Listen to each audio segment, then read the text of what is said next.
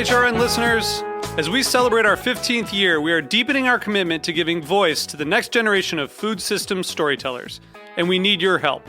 Our internship and fellowship programs help activate new possibilities for underrepresented and underestimated young people through experiential journalism, audio engineering, and production training. Through these unique programs, HRN helps food equity stewards build essential workforce readiness skills that expand their potential and foster economic mobility. Please consider supporting these critical programs. And with a minimum donation, you can be entered to win a dinner for two at an amazing restaurant in one of 8 cities and tickets to a concert at a great venue in one of those cities. We have incredible partners across the country who have donated, as they also share our passion for helping to educate the next generation of food systems storytellers. Check out heritageradionetwork.org/15 to donate and enter to win today. That's heritageradionetwork.org/15 to donate and enter to win today. And make sure you donate before March 31st. Thank you.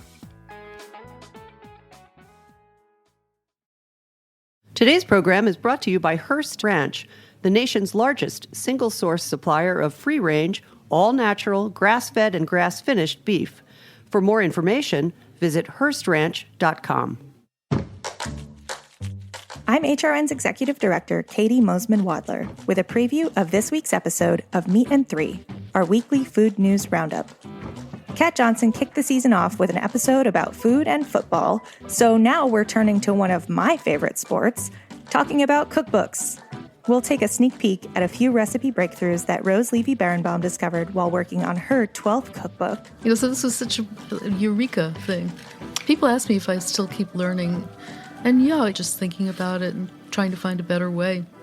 It happens. And hear about the challenges of writing a book about alcohol from HRN host Souther Teague. The history of drinking is very blurry because people were drinking and no one was taking notes. Plus, we'll get all the expert dish about the most exciting cookbook titles heading to bookstores this fall. Like jazz music has been a part of American cuisine for centuries. Subscribe to Meat and Three wherever you listen to podcasts and be the first to know when the next episode drops.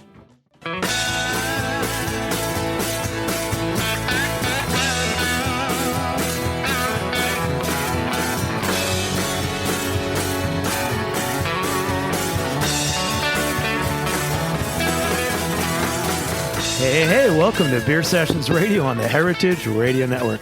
Guys, it's sometime in September of 2018, and I'm Jimmy Carbone, host of Beer Sessions Radio. We've been off for a few months. I was in the hospital, and we're back today, so I don't even know what day it is. But look who we got in this room, man. We're trying to kick off the fall season with some of our favorite people from the New York City craft independent beer scene. Why don't you guys introduce yourselves? I'm Justin Phillips from Beer Table. Here. Noah Levin, also from Beer Table. I'm sorry, I thought we were going in order, and then I realized it's so I've already screwed up your show, Jimmy. Welcome back. I'm John Holl from various things that I do with words and beer. But you're the author of the new book that's out called Drink Beer, Think Beer, Getting to the Bottom of Every Pint, available where fine books are sold. Well, it's great to have you guys on the show, and I really appreciate it. This show means a lot to me. Heritage Radio Network is such a very special on-air. It's a podcast. It's been on Radio Network. We're going into our 10th year. Next year, there's going to be a lot of celebrations, and I'm really proud that this is the 9th year of Beer Sessions Radio. We've done over 440 episodes. But guys like John and Justin, you guys have been on quite a few shows over the years. So it's good to be back. I know some listeners heard about me. I had some crazy spine infection disease, and I was just got out of the hospital today. So of course, the first thing I'm doing is coming out to Roberta's Pizza in Brooklyn, and our new engineer here, Matt Patterson's here. We got Katie Mosman and Kat Johnson from the radio network here with us. So Kennedy couldn't be bothered to show up. Your producer extraordinaire couldn't be bothered to show up. And Justin Kennedy, a lot of new things. There's Dylan. We've got a new intern, and Justin Kennedy's his kids start in some pre-K, and he has to pick her up. So a lot of changes, a lot of new things. But the world beer it's very different. And first seeing what you guys have done, Justin. I know Beer Table. Originally you were this really awesome little boutique craft beer bar restaurant, and now you guys are like specialty retailers in Grand Central. And John, I've known you as a writer, but I think you really sum it up in your book, Think Beer, Drink Beer. You really covered all the bases, and I think let's just start talking about that big question is, how do we define the beer that we're drinking? It's what are we drinking? Is it, in your book you say there's craft, there's small batch, But you seems like everyone's pushing the independent label from the Brewers Association, and you talk about that in your book. So where are we at? What are we drinking? How do we define these beers that we like? I guess the biggest thing is I don't know if we need to define these beers. You know, if it's a beverage that's made with water and malt and hops and yeast, and it's done in a brewing process that creates beer at the end of the day, be it a Saison, be it a Pale Ale, be it a New England IPA or a pastry stout or whatever else is out there these days, anytime that we start putting words before the word beer, things get muddy. So in the beginning it was microbrew, and then when the industry kind of broke down a little bit, and we had this sort of bubble burst, as it were, in the late 90s, early 2000s. The word microbrew became dirty, so they needed to rebrand, and so it became craft. And craft beer was supposed to be this awesome thing, and it is in a lot of ways, but it is such a tough thing to define. You know, is it ownership? Is it spirit? Is it technicality? Is it who knows what? And so, you know, now the larger players, Anheuser-Busch and Miller and all of them, have started buying what were formerly craft brewers, Goose Island, Blue Point, etc. And so that word has gotten muddy. And now the Brewers Association, thanks so much, the Brewers Association is pushing independent as the next thing. So you drink independent beer. The problem that I have with this is I don't know what independent tastes like. You know, and the problem is there are so many small breweries that are out there these days who are passionate people who are making beer. But it's like the 4th of July beer. Pretty much. Well, yeah, but like, okay, so it's fireworks and explosions and eating too many hot dogs down at Nathan's. Like, okay, like, I don't know if I necessarily want that in January, but, you know, the thing is, and I can sum it up this way. I was at this brewery in Washington State, and really nice people, really passionate people who had opened up their brewery. And I stopped in, and I said, I only have a few minutes before I go. What's your flagship? And they said, oh, we make an alt. And I was like, that's awesome that you guys have an alt as your flagship. And as they're pouring the pint, I'm looking up behind the bar, and they have all of their T-shirts, all of their merchandise, and they have this upside-down bottle logo, this Brewers Association, National Ketchup Association logo that they have going these days to certify independence, right on the sleeve of the T-shirt. And I say, wow, that's really cool. I haven't seen that on clothing before. And they said, well, we believe that we should wear our independence on our sleeve. And I was like, that's cool. And then they put a glass of diacetyl down in front of me. How can you support independence when the beer is clearly flawed? And so, you know, I'd rather drink 1,000 Budweisers before I'd rather drink a full pint of diacetyl. And so when we start putting some of these words in front of beer these days, it sort of muddies who it is. I like knowing where my dollars go. I like supporting small local businesses if I'm getting a good product in return. And independence doesn't guarantee that I'm getting quality beer in return. So in the book, I advocate saying, if we're going to call it anything, let's just call it beer, let the chips fall as they may, and then start to figure it out from there. So let's back up. So Noah, at Grand Central, I mean, you guys have a very busy beer store there. You're doing, I'm almost going to call them specialty beers. I mean, how would you describe to your customers what you're selling? I try and tell them we focus on smaller breweries. We try and support as many independent breweries as we can. But yeah, the focus is on small and independent. Can't always do that. And obviously things have gotten pretty convoluted in the last few years with acquisitions and private equity getting involved. But, you know. I'm curious, because you guys have a great shop. And you guys get to taste everything that comes in. It's a smaller shop, so you probably have to have difficult conversations with breweries sometimes and being like, hey, we really want to support you because you're a small guy, but we can't sell this. Yeah, that absolutely happens. You have to tell people, just don't see it up on our shelves. We really didn't do it for us. And it's a bummer when it's people you know and like, but I guess so. I agree with what you're saying, that foremost our dedication is to quality. And then because I mean, we have other stipulations on top of that. Because the other part of it too is as a journalist and other folks, if you gave somebody knowingly sold them a pint that was filled with diacetyl or oxidized or whatever it was, it'd be a poor reflection on you as well. Yeah, absolutely. And when our credibility goes in terms of being able to provide people with good beer, then what do we have? Yeah. Ooh, I like that sound. I think you said that really well, John. Oh, thanks. Yeah. So for me, Beer Table, I mean, like the vision from the very beginning was to not care about style categories or to care about anything other than flavor and deliciousness. and to organize, our menu and our shelves in the store is all organized by flavor. It's always been that way, and that's all we care about. Really, is like, is it going to taste good and be a good experience? And What are some of the flavors that you categorize? for us, we do it as a progression. So we do it as like from before a meal all the way through a nightcap. That's how I think of the entire shelf, left to right, and that's how the menu was at the old place. That's really cool because you can have all sorts of styles before a meal. I mean, you can start a Yeah, meal with absolutely. like with a brown ale or with a saison. And or it doesn't something. have to be low alcohol to be early. It can be anything. Yeah. So it gives us a lot of freedom, and it lets people who know nothing about beer really enjoy the shopping experience and kind of be able to help themselves, even though we're there to talk to them about whatever they want to know. And these guys do a great job with lots of info. So you're not defining it. No, it's just like well, over Yeah. here's some after happy hour before dinner. Then here's dinner, dessert course, Exactly. Yeah. nightcap.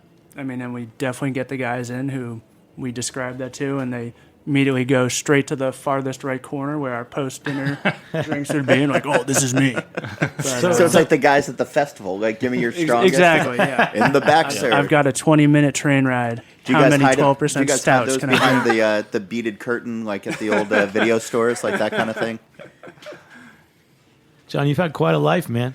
From your book, I know more about you than I ever knew. So you Life's started been as a good so far. journalist. Yeah. You're a journalist. Yeah. And you started as a journalist. And how did you start writing about beer? Accidentally. Because now people think that's like the dream job. Yeah, and until the morning, like the next morning, like everybody thinks it's a great job, but then those late nights are kind of murder.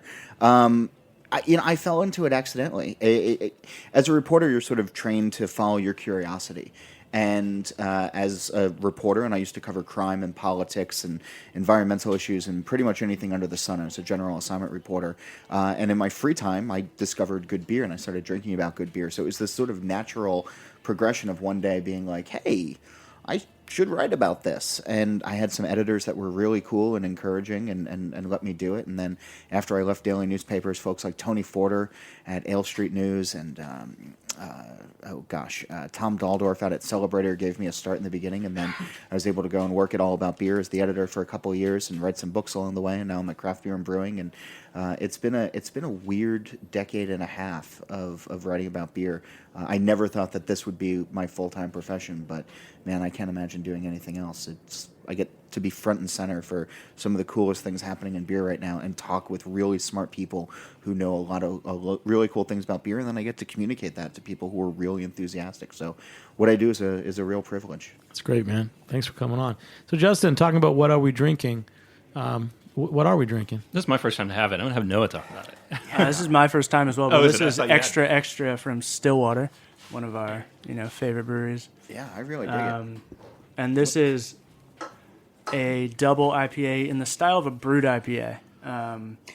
Is that what they're going with it? A new thing that's come on the scene somewhat recently, definitely in the last 6 months, I would say we started hearing about it. Started out in November. San Francisco, Social Kitchen and Brewery. And It's called a brewed IPA. Brute. Oh, yeah, brute. like Dry. champagne. Yeah. And what they are doing is adding an enzyme that breaks down sugars and malts so they're very easily fermentable. It's something that's used in beer generally, in bigger beers like big IPAs, big stouts, to kind of lighten the body a little bit and make the fermentation a little bit easier. But they're adding it to these usually sub 7% beers to really let the yeast get at the sugars, trying to get it down to 0 degrees Plato, and making like a super crisp, clean, dry, hoppy beer. And if we're thinking about the progression of IPA, rough IPA style categories, this is almost a reaction to what is now being called New England style IPA, which not always, but definitely can have a lot of sweetness in it, not heavier body, but bigger body, more mouthfeel. This is super crisp, dry. So it drinks light, but it packs a punch, right? Yeah. Yeah, so I mean, this is, let's see what the ABV is. This is 8%, but I don't know that I would have guessed that this is an 8% beer. It's got this really nice lime vanilla thing going on to it as well, like a little bit of like a tropical pina colada type thing going on in the background. And where does, on the shelf from before dinner to dinner, after dinner, where does this beer sit at? I would put it within the first third. Right now, I think it's sitting somewhere near the middle, right? I actually don't think this is out yet, so I'm going to write that down. And I would drop not it in put as a first course beer. Yeah, brewed IPAs. I got the question actually just this afternoon from somebody saying like where do you put brewed IPAs with food? And I've been struggling in the back of my mind. I haven't come up with a good answer to that email yet. But have you guys thought about that as well? I would think. I mean, with this, I think definitely could handle some acidity. I think as a late summer thing, this is delicious with tomatoes. Yeah, I think that could work really nicely. Whereas any of the bigger New England style IPAs are just sugar bombs, and it just it rolls over everything else that's on the plate. Destroys everything in its way. Yeah, it's you mentioned Social Kitchen. They're crushing it these days. They're leading the charge, and there's breweries like Verboten out in Colorado, which are also doing some really cool things with them. I think we're going to see more and more of these, Jim. It's kind of cool. No, it's news to me. I mean, you guys at Beer Table, I don't know how people can subscribe, but you actually have a great newsletter.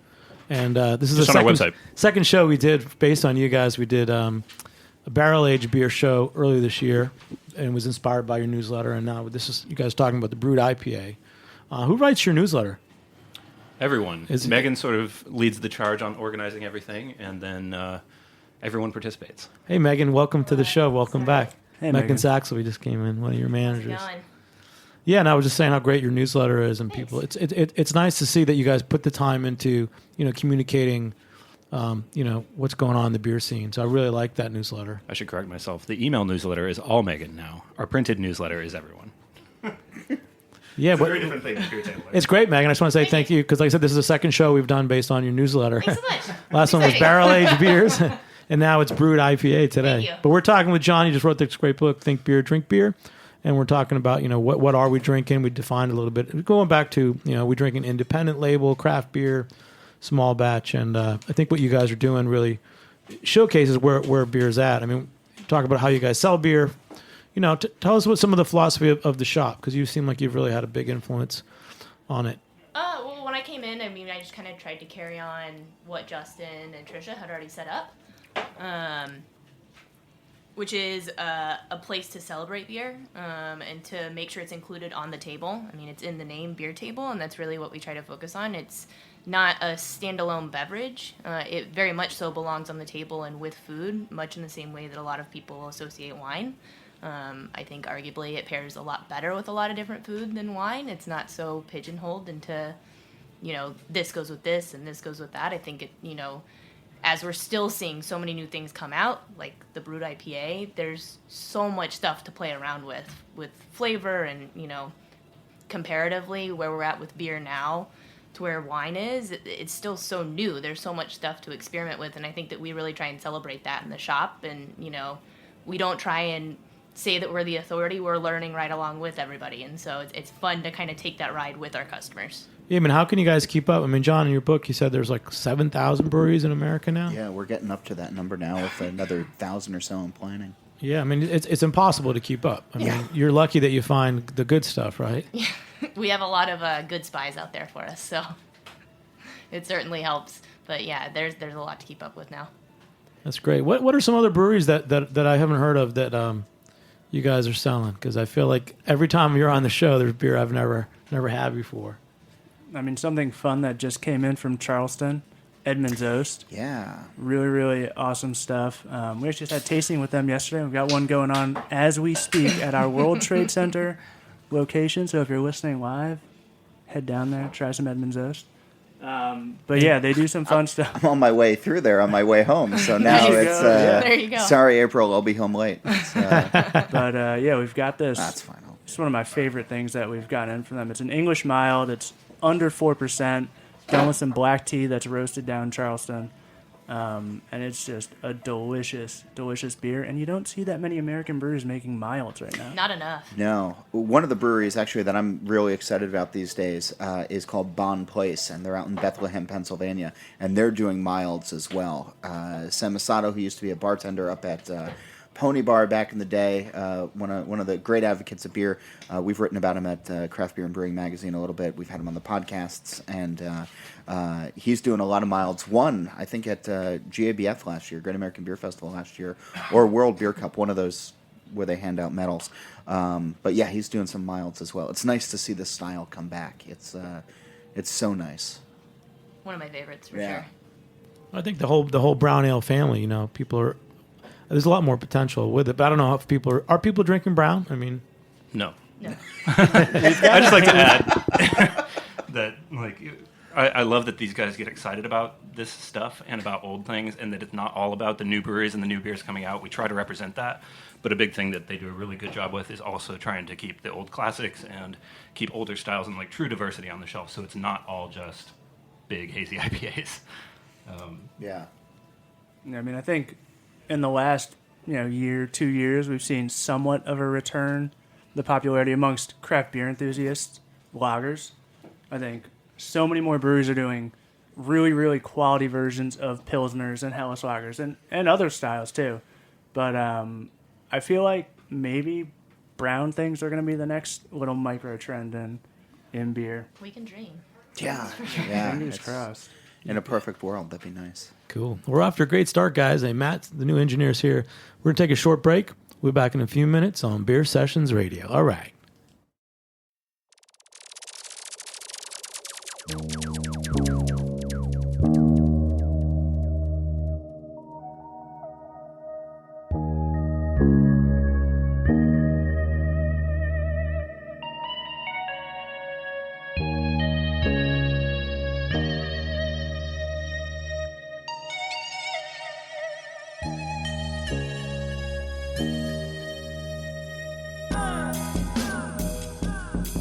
Hearst Ranch is a proud sponsor of the Heritage Radio Network.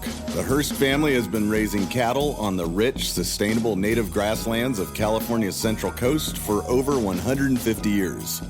Piedra Blanca Rancho in San Simeon is the original Hearst Ranch, founded by George Hearst in 1865. George's son was the famous publisher William Randolph Hearst. In addition to being known for building the iconic Hearst Castle, William was, like his father before him, an avid rancher. In his words, "I would rather spend a month at the ranch than any place in the world." Thanks to one of the largest land conservation easements in California history, a joint effort with the California Rangeland Trust, the American Land Conservancy, and the state of California, the working landscape at Hearst Ranch will be preserved forever. Learn more about Hearst Ranch at HearstRanch.com.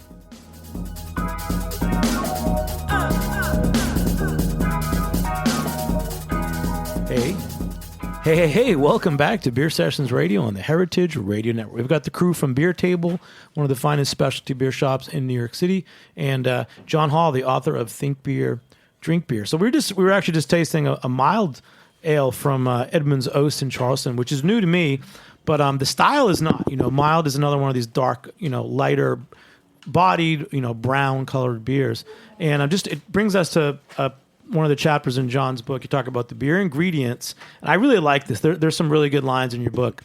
From America the Beautiful, that line, amber waves of grain, and John's talking about grains and malts, which give color to beer. His line is, "That pint of pale ale is downright patriotic." Yeah, and it's so interesting, right? As kids, we stand up and we sing America the Beautiful.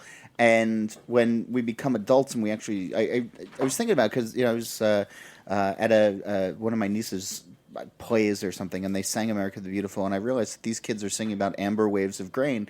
And while yes, it probably is feed or bread or anything else like that, it's also beer. And that as kids, we're not necessarily recognizing that, and as adults, we're not necessarily thinking about that. And in the larger context as well, when people talk about beers these days, I think the first thing that they zero in on, the first thing is the hop content and the aroma and the flavor that comes from hops. But really, when we look at a beer, 9 times out of 10, it's the grain bill that we're looking at and seeing first and making our first opinions on. But then that's almost totally sideswiped in favor of hops. And so I try to spend a little bit of time in the book talking about the ingredients and the way that we should actually think about them and really appreciate them as well.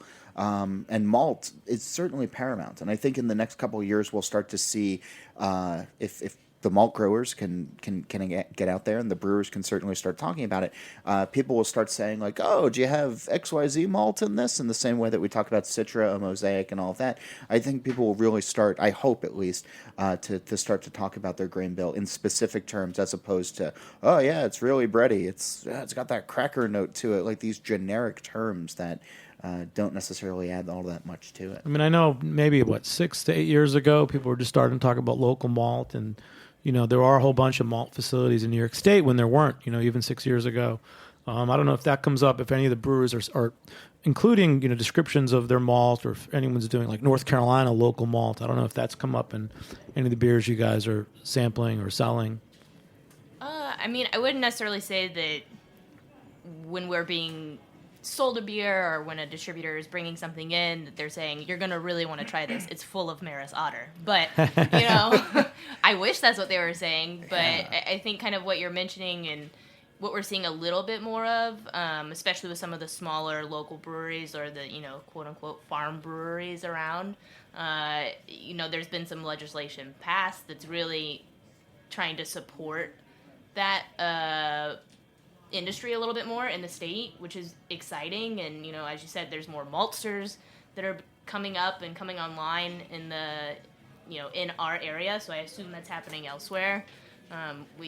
As far as my knowledge goes on that topic, it's a little bit more closer to home, so I don't know what's happening elsewhere. But, off the top of my head, I can think of at least 3 maltsters that are within a drivable distance, which is, for me, that's really exciting to see. If there's enough agriculture going on to support someone who is then working on the grain, and there's 3 of them doing that, that's pretty exciting. So I just hope that continues to grow, and I think it will. Yeah, and I think maybe not something that customers are asking for yet, but we definitely have a few breweries that proudly put on their beer labels, this was made with, I think, Burial out of Ash will tell you if the grains they're using were grown and malted in North Carolina. Blackberry Farms at Tennessee will tell you this was made with floor malted, Pilsner malt. And I'm sure Jack's Abbey also talks about using floor malted floor malted malt. And I think the breweries are talking about it, and I think consumers are going to catch on. And my hope is that it becomes something everyone's looking out for. And Justin, your background was, you worked for a specialty importer, Be United, which meant you probably spent some time in Franconia. Did you ever go there and check out Schlenkerla? Yeah, I've been a few times. Megan's been as well. Back in the early days, were those traditional German breweries? Were they talking about using local malts or local ingredients? I think it just naturally was not something to talk about necessarily. But it was assumed that they were using German. It was certainly a part of the conversation. I mean, part of the beer purity law, the purpose, undertones of that were to make sure that brewers were using certain grains to make sure that there was plenty of other grains left over for bread makers, and bakeries and things of that sort. So I think that it's been part of the conversation, not necessarily from like a taste perspective, more from a use perspective, but they've been talking about it for, I think, hundreds of years. And I think one of the issues with the Soviet Union was that in Eastern Europe, they didn't really have enough. They weren't a bread basket, and I think they ended up having to use like beets and other things to make alcohol. I think that's one reason they didn't really have a craft beer industry for a while. But John, and going back to your book, back to grains. Let's be malt advocates. Let's be, I think this is what we're on to this segment. There are some larger craft breweries or independent breweries that are growing their own breweries. Growing their own grain too, aren't they?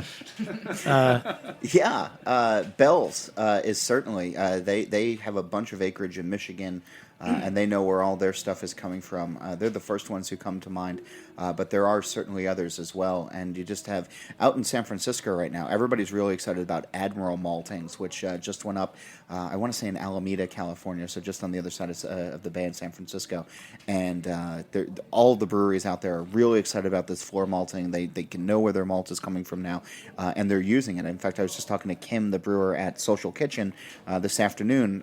He's the guy who invented the brewed IPA, and they've actually changed one of their recipes. It used to be called, I guess, Mr. Kit's Pale Ale, and now they're calling it Admiral Kit's because they're using all Admiral malting, and they got rid of their Maris Otter, and they're using their own as well. So, brewers are really excited about working with specialty malts and finding specialty malts. And, if you're somebody like Bell's who can afford acreage and can afford your own fields, I think it adds a little bit more depth. It adds a little bit more je ne sais quoi to the beer, when you can point to something and say, I know where everything in that beer came from, and not just from a catalog. And that bell is John Mallett. Yeah. Didn't he write the book on malt? He wrote the book on malt, and I'm happy to say that he proofed my little bit in the book about that. I wouldn't have sent it out into the world without a blessing from Mallett, because the worst thing that would happen is getting the call like 2 weeks after it published, and he goes, this is not accurate. So I called all of the experts in the various fields and asked them to read those chapters. So who are some of the experts that you consulted with? Stan Hieronymus when it came to hops, and Steve Parks when it came to yeast. And a whole bunch of people read the book. I'm happy to say in advance, and offered some really great feedback. Randy Mosher went through the entire manuscript with a fine-tooth comb, and I'll tell you what, one of the most humbling things in my life was getting a 5-page correction email, like single type from Randy Mosher, basically being like, do you know anything about beer or this industry? But I think it made the final product that much better. So I'm forever indebted to all of those fine folks, but especially Mr. Mosher. What feedback have you gotten? You're trying to define what beer is, and you just want to call it beer. You're not so keen on the independent label. You're not so keen on the craft label. It's kind of a silly label. Like I keep calling it like the National Ketchup Association. It goes two ways. There's some folks who say that I should be a bigger booster and a bigger supporter of craft or of independent. And I have to remind those folks that I'm not in the beer industry, but I cover the beer industry. And as an independent critic and as an independent journalist who covers this, I have to speak to all sides. And so, even going back to my days at All About Beer, we would cover Anheuser-Busch and we would cover Miller Brewing Company because that was our job to do it. Like, we're not, I don't see my job as a booster. I see my job as telling, curious readers and listeners what's happening in the world, like as we know it at that moment. And then there's some really thoughtful people in the industry who are industry leaders who might have to toe the company line of banging this independence drum.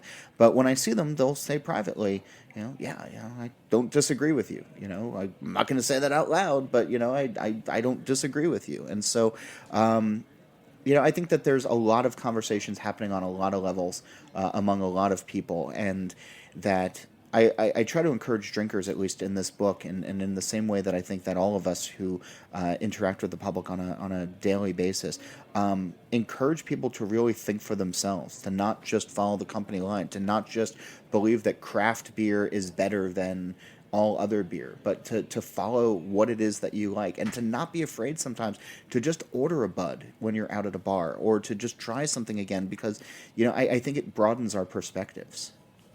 Yeah, I'm from the different angle. It's why I got in the industry in the first place. It started with wine, and I feel the same way with beers.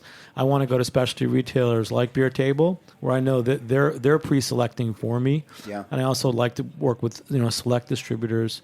Let's talk about how you guys got Edmund O's. So I know them. They were a brew pub in Charleston, and I was there last year. Yeah. We did a show with them in Charleston. When did they open a brewery, and how? What did they go through to sell in New York? Are they actually distributing here in New York, or this is like a one-time thing? Yeah, they're here. As far as I know, their distribution range is very limited. New York is one of the few places outside of their home base where they're available, which I think speaks volumes about how the New York beer industry has kind of grown in the last few years, that this would be the next place they wanted to jump to. We've loved having it. I think it really brings kind of a fresh, new perspective on some things that maybe we've kind of forgotten about. You just get closer. Sorry. So, I mean, what we've got here right now is the Lord Proprietor's Mild, and just about everything that they've brought in has been kind of like, I don't want to call it a forgotten style, but something that's just not like sexy and doesn't get a bunch of shelf time. So like one of the best things that we've gotten from them is this like really lovely blonde ale, which is a style that forever ago would have been like mind changing to me. But I couldn't tell you the last time I had a blonde ale, let alone the last time I had a blonde ale, and was like, oh my God, this is amazing, And so for me, it's been really fun. I would argue that almost all of their beers are meant to be had with food, which makes sense given their background. And yeah, I mean, this was one that we were just so stoked to see come in, and we've tried to carry as much as possible from them and support them as much as possible, as evidenced by having them in for tastings yesterday and today. So it's been fun. As to your original question, I can't tell you exactly when they opened the brewery part, but I know it's new. Yeah, it's been in the last 2 years or so. We just did a profile of them on the in the magazine, and yeah, it's been relatively new. But they have the bottle shop, and they have the restaurant brew pub, and now they have their production brewery as well. And it's a hell of an operation that they have going on there. It's fun to go down at Charleston in the spring for the Wine and Food Festival. Heritage Radio Network goes down every year, so I was lucky to go there last year. And I sat at the bar at the Edmonds Oast, the pub, and actually a guy working there used to go to my old place, Jimmy's Number 43, so nice. It's a little bit of a beer community. So I'm going to take another short break, Matt. We're going to be back in a few minutes and listen to these messages, and we'll be back on Beer Sessions Radio. All right.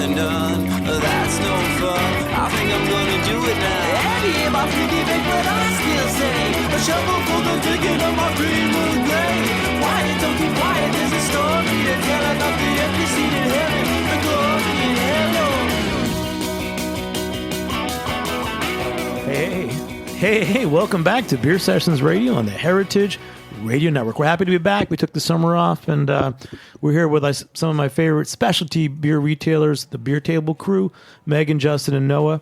Great spot in Grand Central and at the World Trade Center, places to get beer on the go. But they really put so much care into selecting. I feel like it's really important that this world where there's so many breweries now, I want someone pre-selecting for me. I want a distributor that's I know, or importer. And now in particular, your bar or store, really, you need to trust them. The same way you do in a good wine shop, and I feel like we're elevating beer to the level of wine. We also need establishments that are treating it that way. And that's what you're doing, right, Megan? Trying to. Certainly trying to. Yeah. Well, John, we're going to talk more about you as a journalist. You're all about beer editor, and your book's out now, Think Beer, Drink Beer. But tell us about the current magazine that you work for.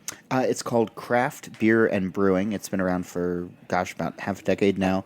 And, we cover the craft beer scene in America, but also the intersection of home brewing as well. So a lot of practical how-to advice, really getting into the processes and the nitty-gritty for the really active consumer of home brewing, who also still drinks a lot of commercial beer as well. So it's a fun intersection for me because I get to really dive into ingredients and processes, which is not something that I did too much of in the past, but that's what my days are filled with now, and I get to talk to brewers about everything from, brewing with maple syrup and salt to, brewer's licorice and dandelion root and all these other fun things that are out there that add some really fun flavor to beers. And I got to tell you what, I'm going to be calling Edmonds Oast and asking them about tea because that mild that we've been drinking is just burrowed itself into my brain at this point, and I'm not going to stop thinking about that anytime soon. So, Craft Beer and Brewing Magazine, you can check it out at beerandbrewing.com. Noah's cool, man. You got some great people working with you, Justin, at Beer Table, because he's kind of nodding along, and I'm waiting for some spout of genius from this guy because everything he says is great. I was going to say, one of the things that I love is to see our customers come in and start to be more interested in process and into where their product is coming from, which is what we're talking about. We want people to be excited about malt and not just hops. And I think it's cool that we still have publications out there that are really putting that information out there for, interested customers to consume. Yeah, one of the things that I talk about in the ingredients chapter as well, of just knowing where things come from. Like, it's sort of amazing when you say to even like hardened beer geeks or the untapped warriors or the folks who go on some of these message forums and scream and shout about beer all day long. It's like, hey, where do hops come from? The farm, and they don't really know. And I think one of the big things that as all consumers, we need to start thinking about is water and clean water and making sure that we have the availability to it. Flint, Michigan taught us that even our municipal water isn't guaranteed to be fresh, and without fresh, clean water, certainly we're all going to be without beer down the line. So I think that beer fans can take up arms in some ways and be demanding of better practices environmentally, because if they want to keep drinking better beer. Definitely. I appreciate all the push to consume local product, be it beer or food. And I think New York State's making a lot of great beer. But one of my favorite things about the rise in New York State, especially farm breweries that are required to use a certain percentage of New York State grown ingredients in their beer, is that if I can say to somebody, hey, this beer uses hops and malt that are from New York State, like the consumer thinks about that and they're like, oh, like this was malted down the road from where I live and these hops are grown close to where I live. And that just gets them thinking about the process more and diving deeper into it. And it makes it more relatable for them. And I think it just, it makes the conversation better. Yeah, a personal connection with beer is so important. It goes beyond the Instagram shot and the untapped check-in. I think if you can really recognize where your money is going and what your money is supporting every time you plunk down $10 for a pint or $20 for a six-pack or whatever it is these days. I don't buy beer, so I have no idea. It's one of those houses I should come visit. Yeah, no, it's one of the perks that I have as a journalist. I get a lot of stuff sent for samples and everything. But but I think that if people know where their money is going, it forges a deeper connection with what's in their glass. And Megan, in terms of selling, we talked about how you guys set up the store from before dinner, after dinner styles of beer. How do you sell beer? Are people coming in asking for the newest, coolest thing? Or are you guys saying, oh, we just tried this, it's really great? Is there a typical customer, customer interaction? I would say that there's two answers to that. We're in a really unique location. We're in Grand Central, as we've established, and World Trade to a certain extent, where people they're on a timeline, right? And they've got 3 minutes to talk to you, to get the beer, and to get out of the store, max. In that case, we really just try and nail down exactly what beers we want to sell for that day for certain scenarios and put it into your hand. And, much like you're talking about, it's amazing that our customers at this point trust us to have curated a selection and to know their tastes. So many of our customers are repeat customers, which is amazing. That they know that we're going to put the best beer for what they like to drink into their hands. I would say the other scenario we have, and it's my favorite kind of customer who typically comes in either on the weekend or in the afternoons and has got a little bit of time to kill, and they just want to pick your brain, and have a conversation about beer and learn about what you're into, and then we in turn can learn about what they're into and come to a decision on what is going to be the perfect beer for them for this day for what they're doing later, and I was just in the store on, when would that have been? Yesterday? And a guy came in and was kind of quiet and, minding his own business and just happened to say hey, have you heard of this brewery that just opened in Ohio? I think it's a BrewDog thing or something like that. I was like, well, luck would have it. I was there visiting family a couple weeks ago. Let me tell you all about it. This was really cool and blah, blah, blah, blah, blah. And those are the kind of interactions that I love to have, right? Because it's for me, it's exciting just to talk about things that I'm excited about and things that I'm really passionate about. And for them, it's amazing because it's putting a face to an experience. It's putting a face to someone who's been there, who's checked it out. And, for me, that's 10 times better than a Yelp review. I'd rather talk to somebody who's been there and done it and whose opinion I trust than, some anonymous person online who's just angry that, that took 10 minutes to get their beer instead of 9, So those are my favorite kind of interactions, is to really pick somebody's brain and just listen to what they're saying and maybe give them 3 safe bets and something out of left field that I think they might like, but that they'd never reach for. Noah. You're my new beer guru, man. Thank you. I'm gonna lead you into some weird places. So on that note, she's talking about BrewDog. So like I like the beers we've had so far, and Brut IPA I'm intrigued by. I thought when you first said it, even though I'd read your newsletter, I thought you said brewed IPA, and I'm like, wow, they're actually using the word brewed in beer. What would that be? And I was like, maybe who's going to make a brewed IPA? That's the new style. After independence, is your beer brewed or not? I only drink things that are brewed.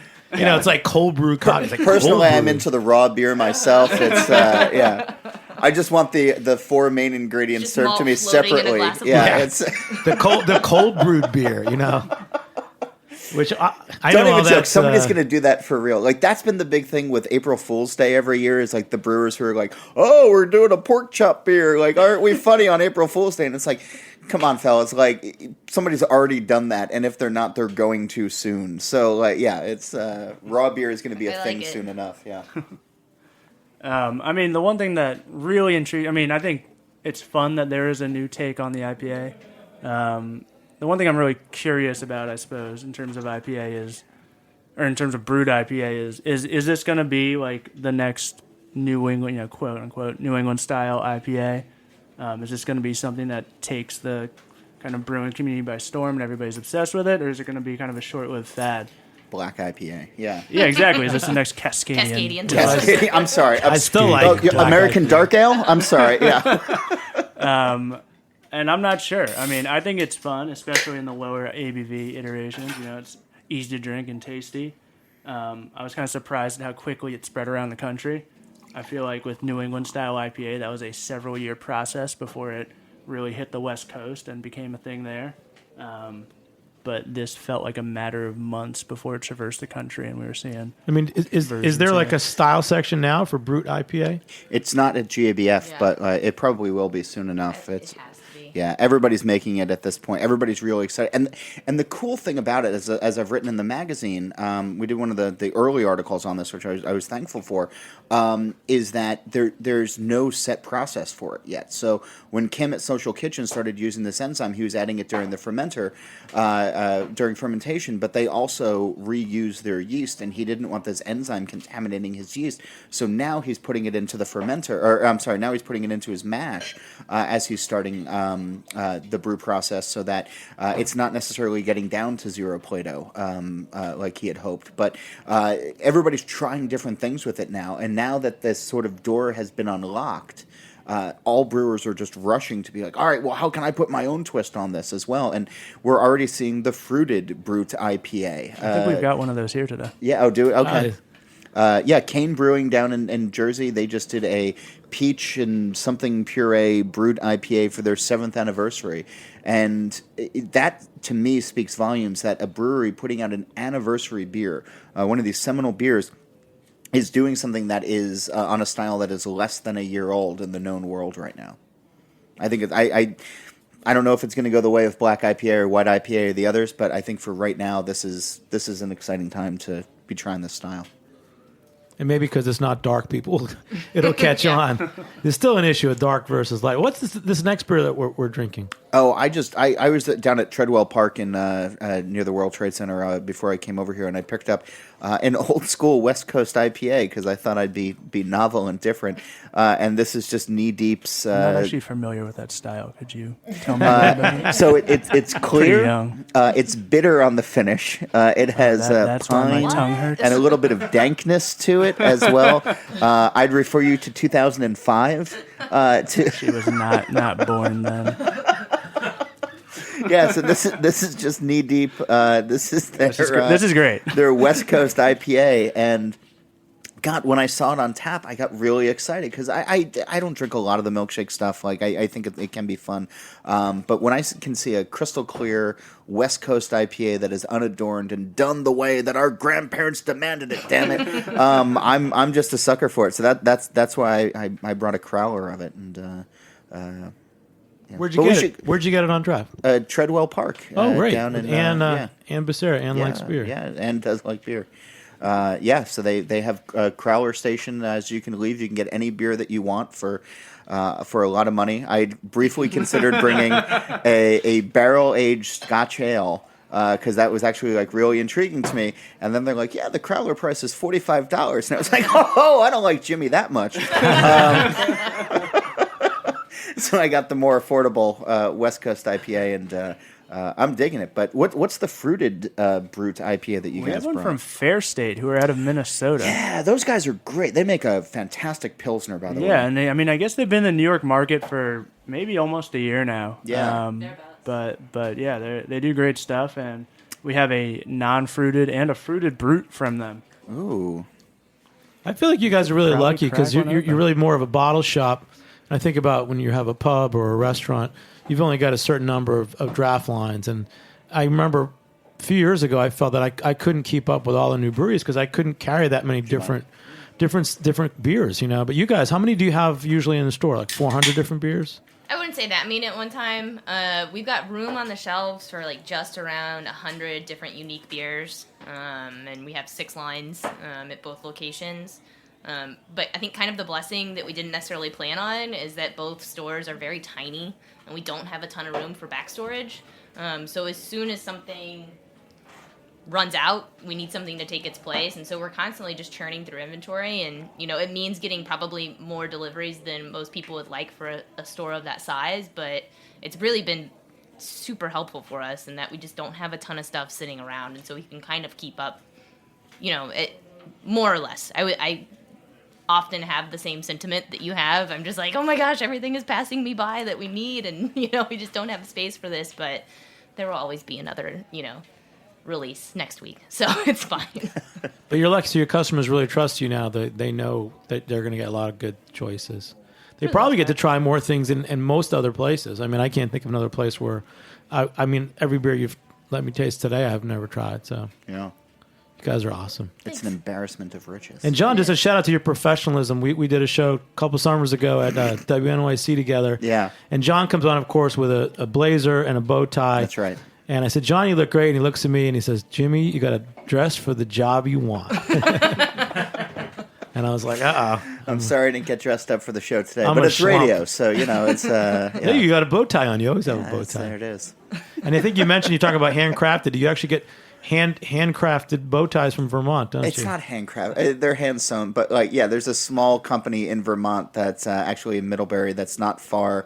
They're near Long Trail and the Cabot Creamery and all. It's the bow tie district, and but I make the point in the book that if you want to spend your money the right way and you know where your dollars are going, it goes back to what we were saying about beer. You can't necessarily do it with an iPhone. You can't necessarily do it with a car. You can't necessarily do it with a lot of other things in our life. But if there are things that you can do, if it's T-shirts or bow ties or anything else, it feels good when you spend money on things where you know that the money is going and supporting good people. It's the same thing like going to a good bar and spending your money there, or a bottle shop going there, as opposed to going to a chain or going to something like that. And that's a theme that I can agree on, is supporting local. And we'll have more talk about that on the rest of the shows this year. We got a lot coming up.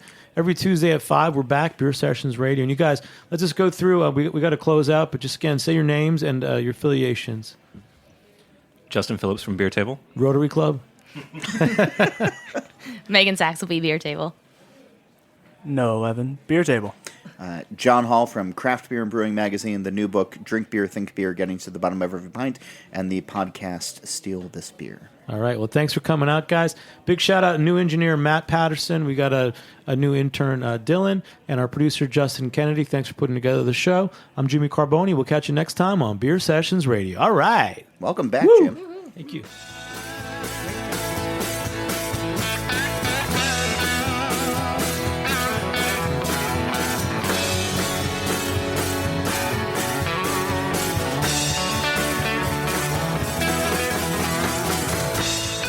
Thanks for listening to Heritage Radio Network, food radio supported by you.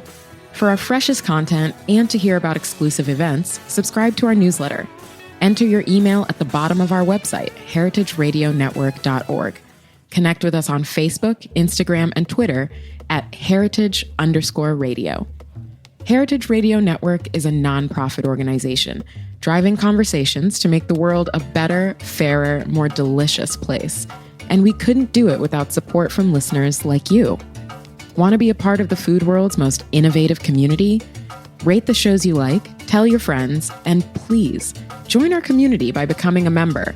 Just click on the beating heart at the top right of our homepage. Thanks for listening.